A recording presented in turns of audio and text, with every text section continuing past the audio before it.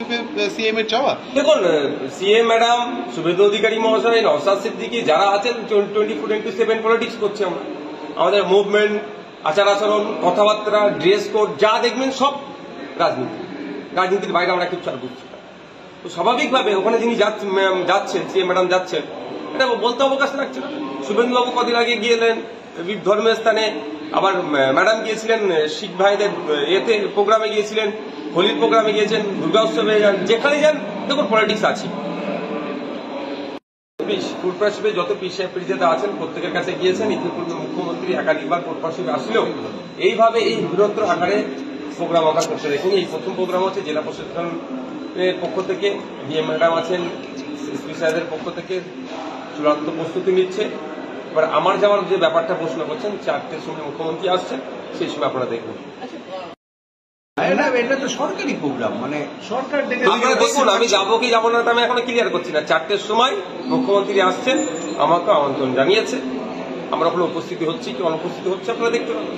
অনেকে বলছে যে গত সোমবার আপনার সঙ্গে যে বৈঠক হয় নবান্নে, সেই বৈঠক থেকেই নাকি গোটা বিষয়টা ঠিক হয়েছে। না, ওই গত সোমবারে আমার বৈঠক ছিল ভাঙড় বিধানসভার উন্নয়নের স্বার্থে। যে এমএলএ কোটায় যে টাকাটা আসে, সে টাকাটা খরচ করতে দেওয়া হচ্ছিল না, পঞ্চায়েত সমিতি দিচ্ছিল না। তার পরিবর্তে যাদেরকে আমরা রূপায়ণকারী সংস্থা হিসেবে দিয়েছিলাম, সেটার পরিবর্তন করে দিয়েছিল।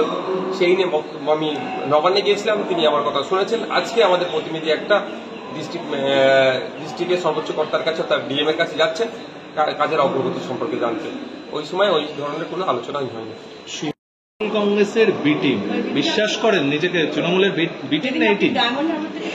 দেখুন, ইতিপূর্বে তৃণমূলের লোকজন আমাদেরকে বলতো যে আমরা বিজেপির বি টিম, এখন বিজেপির লোকজন বলছে আমরা তৃণমূলের বি টিম। আমার প্রশ্ন এখানে, তৃণমূলের এ টিম কোনটা আর বিজেপির এ টিম কোনটা? তাহলে আমরা বি টিম, তার কথা তর্কের খাতিরে আমি বললাম। এ টিম গুলোকে খুঁজে বার করুন তো। কথাই আছে না, চোর মাচায় শোর। আমি এখানে কাউকে চোর বলে অপমান করব না। আমাদের গ্রাম্য ভাষা একটা কথা আছে, গ্রামে আগে চোর বললে গ্রামের মানুষ উঠে গেলে চোর চোর চোর বলে চিৎকার করতো, ওর মধ্যে চোর চোর চোর করতে করতে বেরিয়ে পালতো। ব্যাপারটা হচ্ছে আমাদেরকে অনেক রকম ভাবে দেখে দেওয়া হচ্ছে। আমরা ভাগিদারিত্বে রাজনীতি করতে এসেছি, পিছিয়ে বর্গের, দলিত, আদিবাসী, মুসলমানের অধিকারকে প্রতিষ্ঠা করতে এসেছি। সুতরাং কারো দলের, কোনো দলের লেজুর ভিত্তি হয়ে আমরা থাকবো না। আমরা আমাদের অধিকারের জন্য গণতান্ত্রিক প্রক্রিয়ায় সর্বোচ্চ চেষ্টা করি।